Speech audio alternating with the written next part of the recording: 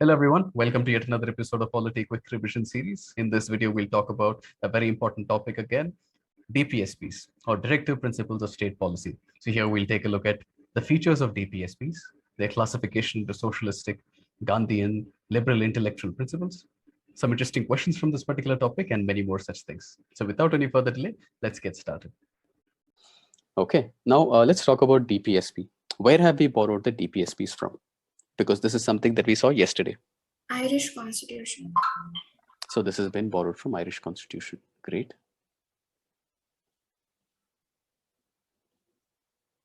So the framers of the Constitution borrowed this idea of this DPSPs from the Irish Constitution.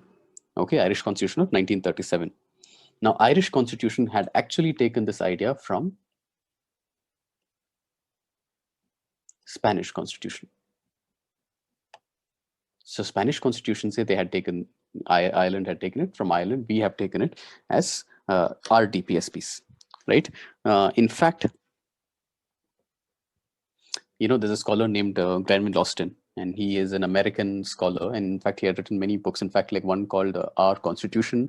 There is another very good book as well.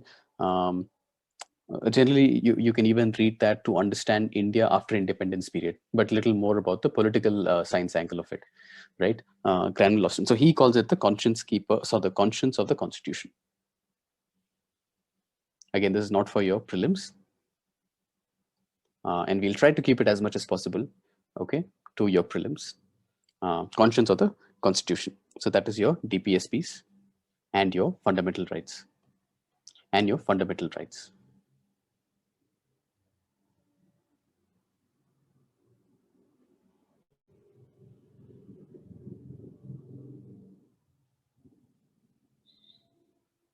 So these lay down the sort of the directives for the state, right? These are the ideals the state should keep in mind while formulating policies, while implementing policies, right? Enacting those laws, execution of those laws, all these.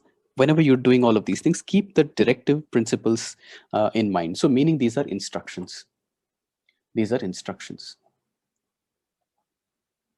Okay, or can I call it constitutional instructions? And what do I mean by constitutional instructions? Meaning, right in 1950 itself, it was decided that what kind of policies, like what kind of policies will be good for our nations, and what are the policies that we should strive to sort of keep in mind.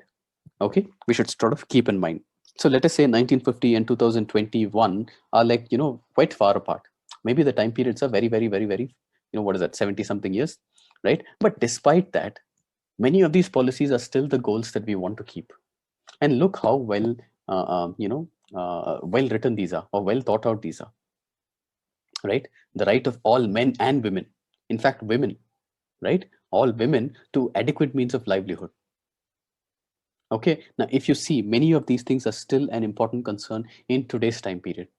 Equal pay for equal work within the limits of its economic capacity and development for the country. So equal pay for equal work. Even today, you guys will know, right? Men and women for the same job may not get paid the same.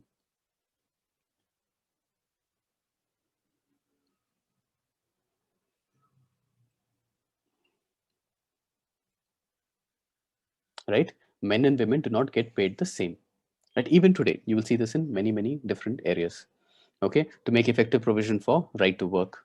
Okay, ensure that, you know, people have. See, why did all of these things matter?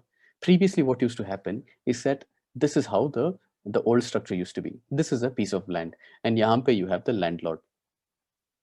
Okay, and landlord, and then on this end will be, let's say, the barber. Yahan pe you will have gardener. Yahan pe you will have somebody else. Okay, I'm unable to think of who would be barber, gardener, many different occupations. Okay, carpenter. Okay, blacksmith.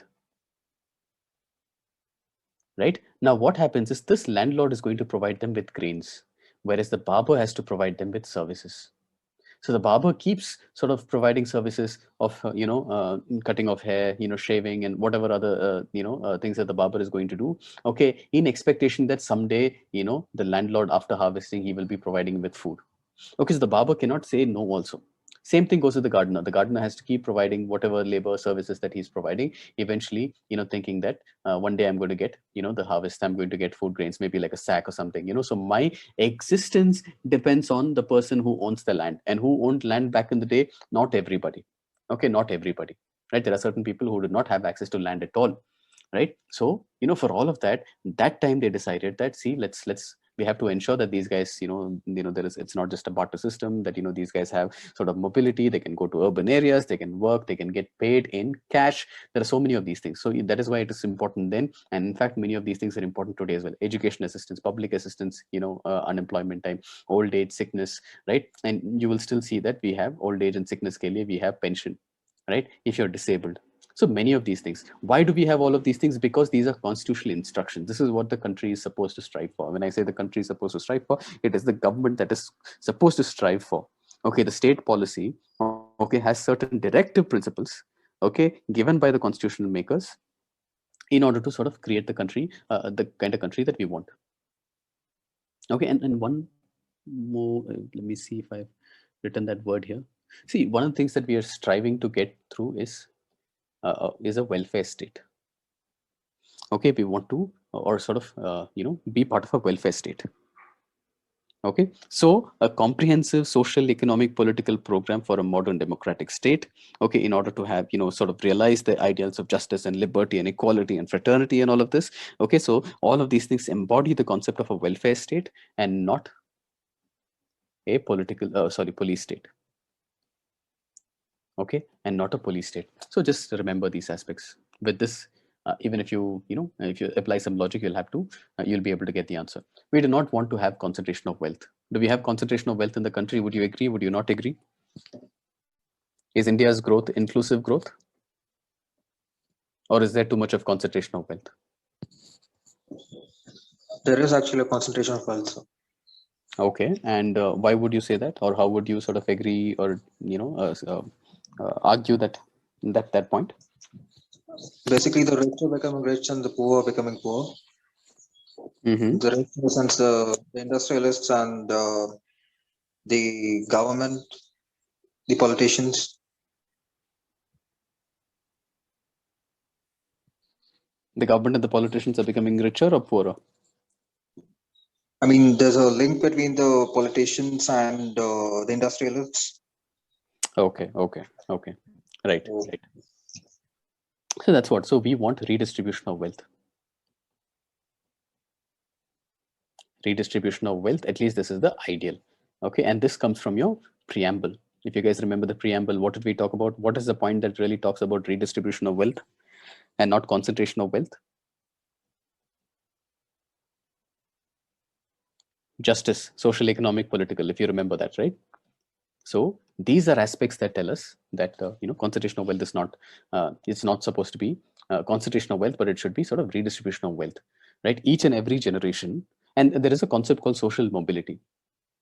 Okay, social mobility. And social mobility, again, I don't want to go too much into things that are not directly useful for your prelims, but this concept of social mobility has certain importance.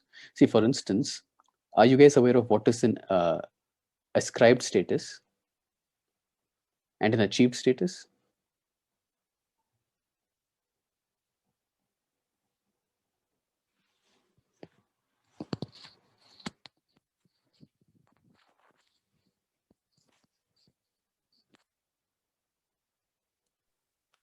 Ascribed status.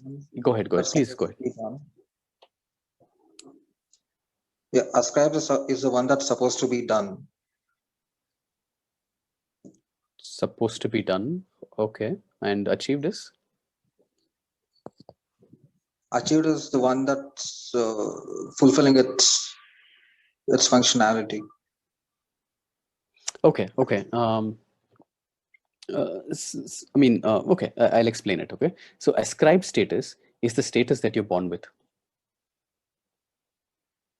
Okay. Now I will say that, let's say you're a Brahmin. You're born as a Brahmin. That is your ascribed status, right? But however, achieved status is the status that you have achieved during your lifetime.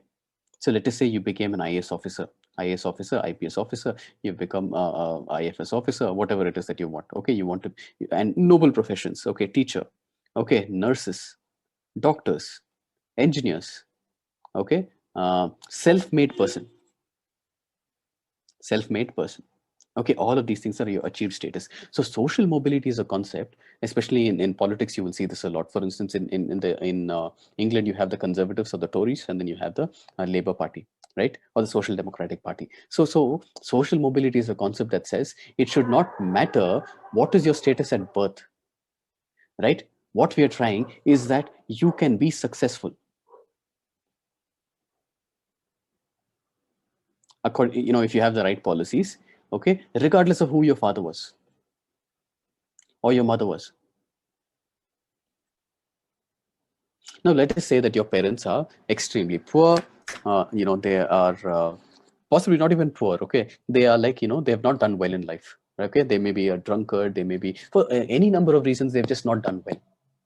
Despite that, it does not matter, right? Despite that, the policies should be a great education. If you're if you're a student who is like sort of hardworking, okay, and you want to put in the effort, then regardless of who your parents were, whether they sent you to school, government school, this school, that school, okay, whether they gave you good enough food or not, okay, you still have, your MDMS, midday meal programs, right? Whether they sent you to college, it does not matter. You have your own scholarships provided by the government, all of these things. So regardless of who your father was, who your mother was, whether they were like laborers, whether they were the low caste groups or the tribes, or they were like from socially and economically marginalized groups, it does not matter. If you are a person who really wants to work hard in life, you can actually go ahead and achieve. And if that is there every single generation, okay, regardless of who your father was, whether it is, Ambani, Adani, it does not necessarily matter. Every generation, the good ones, the ones who are going to work hard, the ones who are capable, the ones who have a strong ambition, right? These are the ones who will result in redistribution of wealth. Because in the next generation, does not matter what happened in the previous generation, this generation will go ahead and make some good money. Okay, they will build some nice home, they will provide good education, things like that. Okay, so keep that in mind. Just trying to link all of these. Okay, and what are the aspects that you want to keep in mind? See, compulsory education to be provided, village panchayat, separation of judiciary from executive. Okay, opportunities for children to develop in a healthy manner. All of this. In fact, if I ask you, can you tell me the article number for separation of judiciary from executive? Anybody? Article 50. Article 50, and that's was that Manvi? Yes, sir. Okay, how do you remember all these things so well? So last week I just went through these chapters. Okay, so you've revised them. Okay, great. So if I ask you which one is a socialistic principle, which one is a Gandhian principle, and which one is a liberal intellectual principle, and which ones are principles that have been added later, you'll be able to answer those as well? To some extent, sir. Okay, so then make a note. So that is also the next level for you. Okay, if that also you can do, then, I think you will be all set. So make that a target for your next revision. Uniform Civil Code, we talked about that. Protection of national monuments, promotion of justice on an equal opportunity, free legal aid. Okay, protection of the environment, legal aid. Okay, environment, it's forest, wildlife, all of that. Okay, international peace and security. Okay, and respect for international law, friendly honorable relationship between two countries, international disputes by arbitration, not by war, all of these. Okay, so these are the directives, but I have it even in a different form that you can see. So this is how you see it in your Laxmikanth, is that right? So you must have read it like this. Okay, so what is your Article 38? Article 38 talks about the welfare of people. Okay, so the social order permeated by justice, which is social, economic, and political, in order to minimize inequalities in income, status, okay, and facilities and opportunities. So this basically again talks about similar sort of an idea that we just talked about, social mobility. Okay, you are not sort of, there is no constraint on you and your sort of life and your sort of achievements in life based on which sort of community you belong to, which family you've born into, which place you've born into. But however, today, do you think that these things matter? Do all of these things still matter in India? Which community, which region, which caste? Do you think this still matters? As an astute sort of observer of Indian society, okay, what would you say? So it does matter, by the way, okay, where you're born. So for instance, there are communities, in Bihar that still, even today, they eat rats. Okay, not all Biharis, okay, but there are Muzahir or something like this. Okay, similarly, there are tribes, Irula, okay, and it's in your Nilgiris. Nilgiris is the border between your Karnataka, you know where Nilgiris is, right? The Nilgiri Biosphere Reserve, I'm sure, okay, in Uti area. Here also, eat rats. So basically, what is this? It is, one thing is, it's part of their culture, but there is also a reason for it. The reason is, okay, poverty, absence of ability to afford animal-based protein, ability to afford animal-based protein, okay, which is required, right? You need protein. So if you really try to see where, and for instance, if somebody is born in, let us say, Bangalore, the chances of you being able to sort of access opportunities is a lot more than if you are from some region highly isolated within the forests, where you have a school or you don't have a school, you don't have power in that school, maybe that entire school has one teacher, right, and that teacher is probably on leave. There are so many different aspects here. So as a observer of Indian society, you should be able to again, you can defend the other stance as well, but you have to defend it. You have to provide arguments for it. You have to provide examples, substantiate, right? So keep that in mind. So the adequate means of livelihood, equitable distribution, okay, which is for the common good, prevention of concentration of wealth, equal work for men and women, okay, preservation of health. Can you give me an example for unequal sort of pay for men and women in India? So the construction area. Okay, that is actually true. Do you know how much is the difference in your area, wherever you're from? Where are you from? So though born and brought up in Bangalore, but my roots stay in Haryana. Okay, so do you know like what is the sort of gap in the pay? So if for example, if the daily, for example, if a man is paid 200 for per day labor, and the woman is paid around 100 to 70. Okay, depends on like which place we're talking about, right? Okay, good. See, I read somewhere that it is approximately 25%, the wage gap. This is a slightly dated report, okay, so it's maybe like close to 8-9 years report, okay, around 24.8 or something like this percent gap. Okay, and this is the gender pay gap in India. Now this again, it's different for different sort of sectors, right? If it is your banking and let's say IT, it is different. If it is, let us say, construction labor, that is probably different. Okay, so some will be more, some will be less. Okay, but good.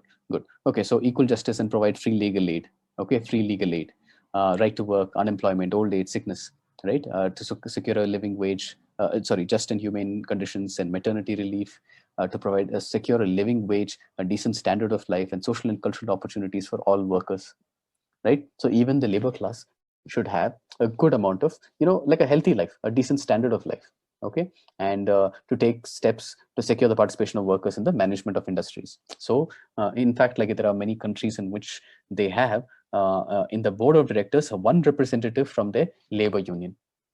Okay, so how many of a board of so let's say this is the board, and there are these many sort of people going to take a call. So how much is it? 1, 2, 3, 4, 5. That means this is going to be the labor union. So meaning they have 20% say. Sorry, 25, right? Yeah, 20% say, right? So that's a good system, right? So that that way the policies or the decisions of the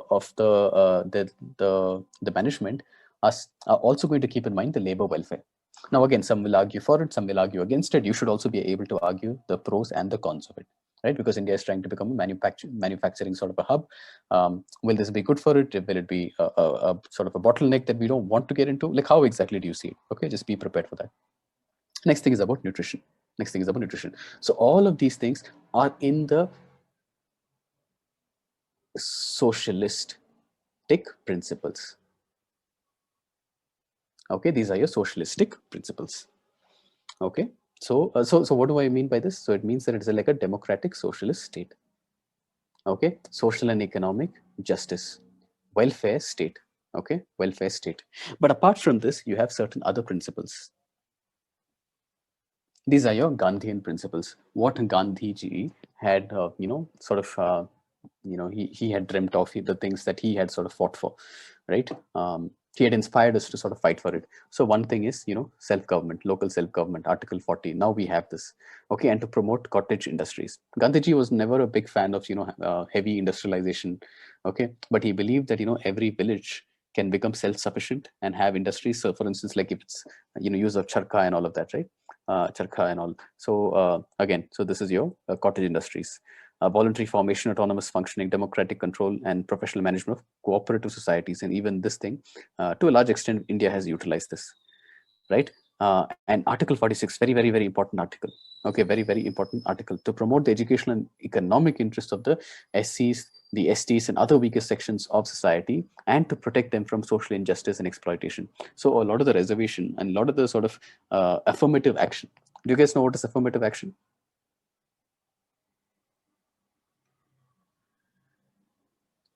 Have you guys heard of the term affirmative action? In fact, it has been asked in mains before, I believe.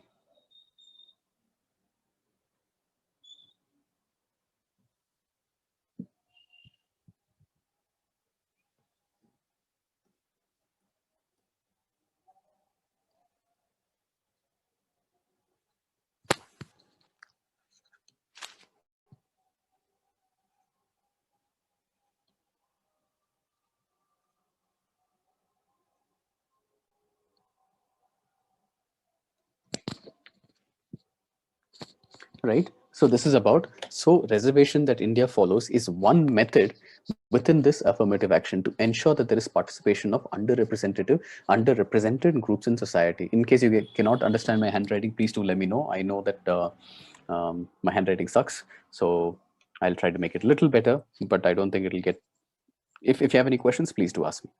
Okay, so this is one such thing. So for instance, in the universities in America, you have, this sort of an affirmative action that you will see, meaning especially the ones who belong to African American heritage. Okay, the ones who are Hispanics and Latinos, right? And certain other groups. If you're a Native American and you want to get into college, it becomes a lot easier. Who are the Native Americans?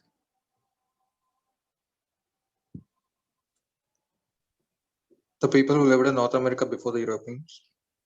Yeah, and many of them know them as Red Indians, but that's not a term that they want to,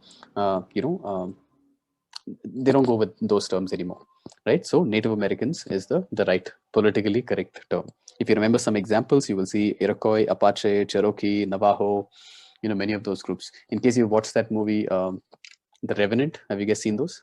I don't know if you guys have seen it, but so the Native Americans, in case you want to get it, in similar to this particular Article 46, they have affirmative action, so it becomes to increase their participation because they're highly underrepresented in many aspects of economic side of the society, the political side, right? So just keep that in mind. And then again, Article 47, sorry, 48. 47 is about drugs, intoxicating drugs, and the other one is about slaughter of cows and sort of animal husbandry. Improvement of your animal husbandry comes under your 48. These are your Gandhian principles. And then you have liberal intellectual principles. Liberal intellectual principles. So liberalism. Okay, progressive values. Okay, progressive values. Okay, liberalism. So uniform civil code. Uniform civil code. And I think we touched upon this a little bit yesterday, right? What did we talk about uniform civil code? We talked about, whether we should have it. No, what was it? What sort of got us into that Shabarimala and triple talaq conversation? I know that we had that conversation with your class only, right? But I'm unable to recall why we came here. So, but anyway, so uniform civil code is, something that is in sort of a liberal principle. Okay. And then to ensure that children, education, their sort of nutrition, all of those things are taken care of. Animal husbandry along modern and scientific lines. Okay. That is another one. Okay. To protect and improve the environment and to safeguard forests and wildlife. So nature, right? To protect monuments, which is your Article 49. How well do we maintain our monuments?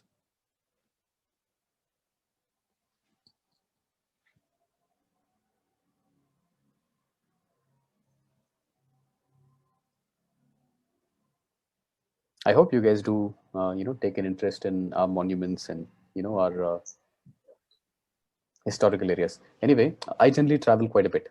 Okay, and I remember I'll give you some examples. See, how many monuments that you been to where you see, and some name here and some name here, right? It is like, you see an old sort of a building, you want to take out your lipstick, you want to take out a chalk, you want to somehow, in fact, a lot of places you will just see it as, you will scratch it. But however, what is it? Protect the monuments, places and objects of artistic historic interest, right? And we have some really good stuff in Maharashtra. If you go on the western coast, you will see a lot of these forts, old forts, beautiful places, especially in the monsoons. I remember once I went to what is that place? Have you guys heard of this place called Daulatabad? Okay, you guys have not heard of it. So have you guys heard of Ajanta Ellora? If you go to Ajanta and Ellora, right next to that, Ajanta is in one direction, Ellora is another direction, and that particular place is called Daulatabad. And in and around that region, you will also see something called Bibi Ka Maqbara. Have you guys heard of this? Have you seen this? Heard of it, sir. So what does it look like?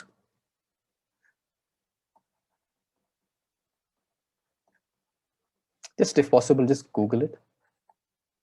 It's a mini Taj Mahal, okay? And it was Akbar's son building it for his mother, I believe, right? I think if my memory serves right. Okay, so this is like ₹5 for entry. Okay, even if it is like $20, you collect some money from the people who go there and sort of ensure that, there is like good waste baskets, ensure that, there is sufficient sort of transport, boards, and things like that. Once I remember I went to a place called Vidisha, and, there is this one pillar where it talks about, a Greek sort of person who had come here and he had converted to Bhagavatism.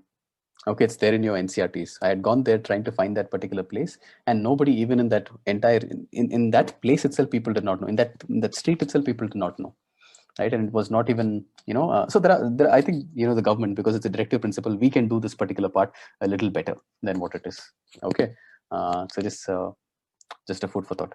Okay, to separate the judiciary from executive, international peace. So Article 51 is about your international peace. How do we want to resolve? So for instance, if we have any issues, how do we do this thing bilaterally? Okay, we will have respect for international law and treaty obligations, encourage, okay, settlement by arbitration, okay, not through wars and other activities. So now that you've understood that there are 3 different ways of sort of categorizing them, okay, 3 different ways of categorizing them, if we start walking into these questions. I'll just give a few because I've already mentioned this, like welfare state. Yeah, this is probably an important line. See, your fundamental rights may, so 1 person, 1 vote. It has given you what? It has made it political democracy. Even when the British were there, it was never like a full 1 person, 1 vote. Okay, we did not have, and what is this called? 1 person, 1 vote? Every person having a vote. And 1 person, 1 vote, in fact, it is also called 1 value. 1 person, 1 vote, 1 value.